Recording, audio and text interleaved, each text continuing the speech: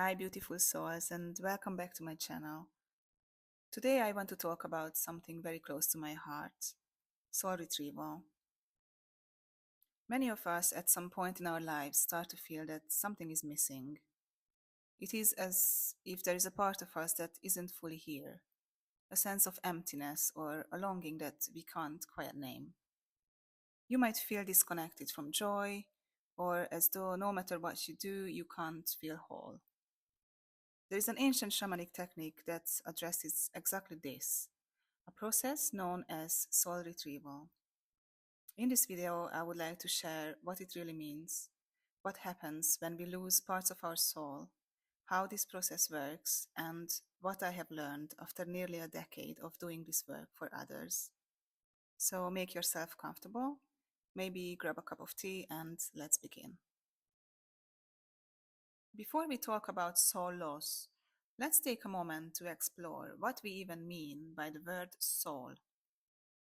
Different traditions and philosophies describe it differently, and even dictionaries offer slightly different perspectives. According to the Oxford English Dictionary, the soul is the spiritual or immaterial part of a human being or animal regarded as immortal. The Cambridge Dictionary defines it as the spiritual part of a person that some people believe continues to exist in some form after their body has died. And finally, the Merriam-Webster Dictionary describes it as the immaterial essence, animating principle, or actuating cause of an individual life.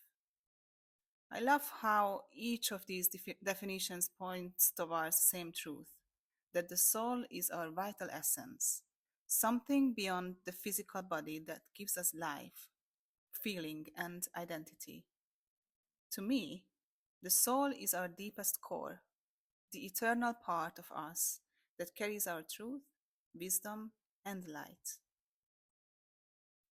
In shamanic understanding, soul loss occurs whenever we experience trauma, shock, or pain so great that a part of our vital essence separates in order to protect us. It's basically survival. The soul part escapes the full impact of pain to keep us alive, emotionally or spiritually. Soul loss can happen, for example, through accidents or serious injuries, the death of a loved one, abusive relationships or unhealthy family dynamics, at the end of a relationship or divorce, through childhood trauma, whether at home or at school, illness, surgeries, or out of body experiences can cause soul loss. Also, growing up with yelling or emotionally unavailable parents. And of course, physical or sexual abuse, when the soul might leave the body to survive the unbearable experience. When this happens, we can start to feel fragmented, like we are not fully present in our lives. Sometimes people notice gaps in their memory or they feel chronically depressed without a clear reason. In truth, most of us experience soul loss to some degree. Remember, trauma is a spectrum. What deeply wounds one person might seem small to another, but our souls respond to how we feel, not just what happens. From a shamanic perspective, parts of our essential life force energy can split off and become lost in what we call non-ordinary reality, subtle dimensions that exist beyond the physical. In soul retrieval, the practitioner journeys into these realms to bring those lost parts home. And this isn't limited to childhood or even this lifetime. In my experience, some soul parts carry across lifetimes, unresolved energies or lessons that continue to seek healing. Other times, it's very present day, like addictions, heartbreak, or burnout can also fragment our energy.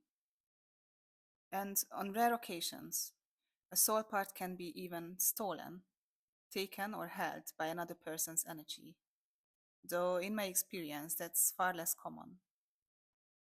Interestingly, While many practitioners see soul parts as children, I often encounter them as adults, versions of my clients at different ages, or even symbolic forms. So, what actually happens during a soul retrieval session? Well, first I prepare my space, grounding, cleansing, and setting the intention.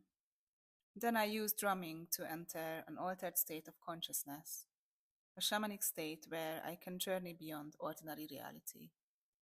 In shamanic cosmology, there are three main realms: the lower world.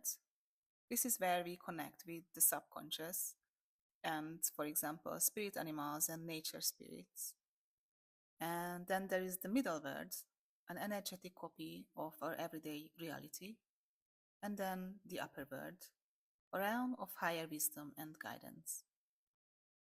During soul retrieval, I usually travel to the lower world, guided by helping spirits, to search for the client's soul parts.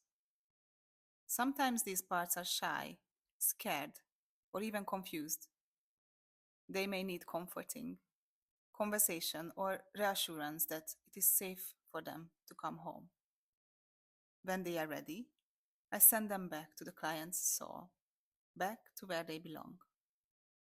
By returning these parts home, we aim to restore balance, vitality, and wholeness. A single session can bring back one or several soul parts, depending on what's needed at that time. You might benefit from a soul retrieval if you experience any of the following: feeling empty, numb, or disconnected from yourself, repeating painful patterns you can't seem to break, chronic sadness or fatigue without clear cause, feeling stuck, uninspired, or incomplete, a deep sense that a part of you is not there. These are gentle signals from the soul, inviting you to come home to yourself. I encourage you to take a quiet moment today.